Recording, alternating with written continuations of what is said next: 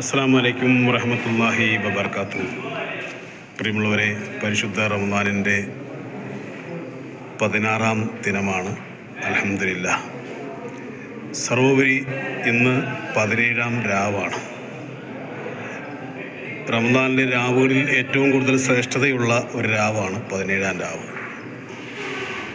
അതിനുവേണ്ടി എല്ലാവരും 17-ാം രാവിൽ വലിയ നിയ്യത്തോടുകൂടി മരണപ്പെട്ടവർക്ക് വേണ്ടി പ്രത്യേകമായ പ്രാർത്ഥനയും അതുപോലെ തന്നെ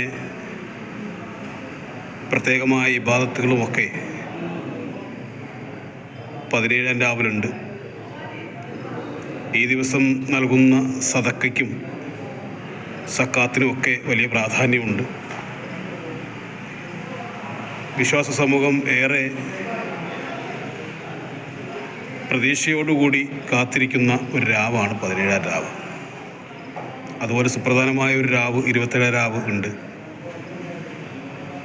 അപ്പോൾ ഈ രാവുകളിലെല്ലാം ലൈലത്തുൽ ഖദറിനെ നമുക്ക് പ്രതീക്ഷിക്കാം എന്നുള്ള സൂചനകൾ ഉണ്ട്. അവസാനത്തെ 10-ലാണ് ലൈലത്തുൽ ഖദർ വരുന്നത് എന്നുള്ളതാണ് ഏറെക്കുറെയുള്ള ഒരു നിഗമനം. എന്തുതന്നെയായിരുന്നാലും 17-ാം രാവിന് അതിൻ്റേതായിട്ടുള്ള പ്രാധാന്യമുള്ള ഒരു ദിനമാണ്.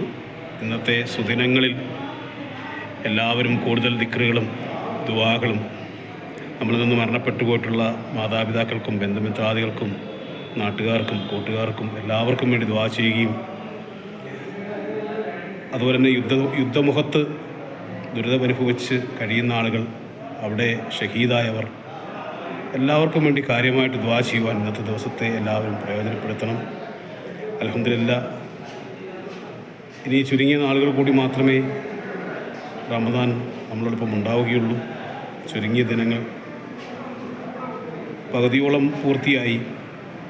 രണ്ടാമത്തെ പകുതിയിലേക്ക് നമ്മൾ പ്രവേശിച്ചിരിക്കുന്ന ഈ വേളയിൽ, ഈ 17-ാം രാവിൻ്റെ ഈ പുണ്യസുദിനത്തിൽ എല്ലാവർക്കും പ്രാർത്ഥനയോടുകൂടി റമദാൻ മുബാറക്ക് നേരുന്നു. എല്ലാവരുടെയും പ്രാർത്ഥനയിൽ ഓർക്കണം എന്ന് അഭ്യർത്ഥിക്കുന്നു. എല്ലാവർക്കും വേണ്ടി ആത്മാർത്ഥമായി നിഷ്കളങ്കമായ പ്രാർത്ഥന അള്ളാഹുവിലേക്ക് സമർപ്പിച്ചുകൊണ്ട് നിസ്സാം പത്തനാപുരം. അസ്സലാമു അലൈക്കും വറഹ്മത്തുള്ളാഹി വബർക്കാത്തുഹു.